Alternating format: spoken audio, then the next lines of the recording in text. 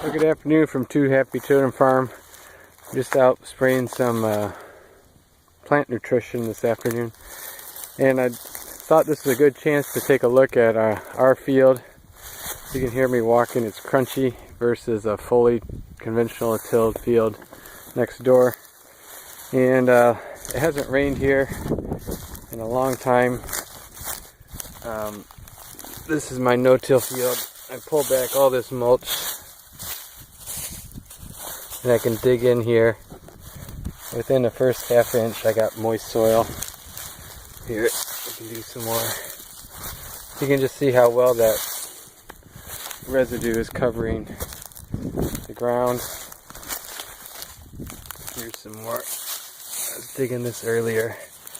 I mean, look, I can get my hand right in there, make a ball. So that's today's soil conditions. It's 85 again, wind blowing, and you can hear the soil crunching as I walk. I'm walking over to the neighbor's field. Down here,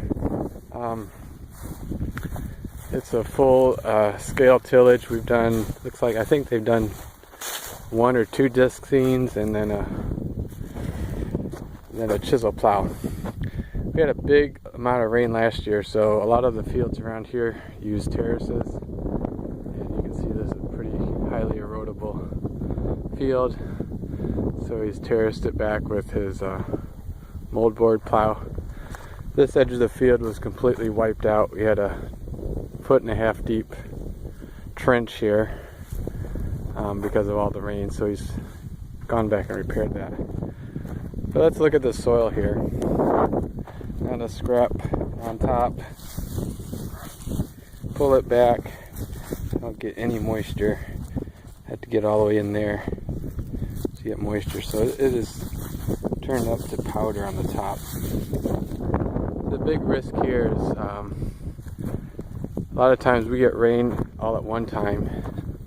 So it's not uncommon to get 2 or 3 inches in a day or a week, so this will quickly start running again. The terraces will help slow it down, but in the meantime, in the spring, they also bring in a lot of extra moisture behind the terrace. So I'll show you what I mean. So we set up a ridge here in the field, and this backside will just sit there with water in it. It can take 2 or 3 weeks to get dried out. It'll be a puddle and then just sit there, and saturated soil is never good either. So then we walk back to the no-till field. Really stick out in this part of the county. No one else is doing this, and they probably think we're just not working hard enough or something. This is what our field looks like. I like it. You can just see all the ground cover we have,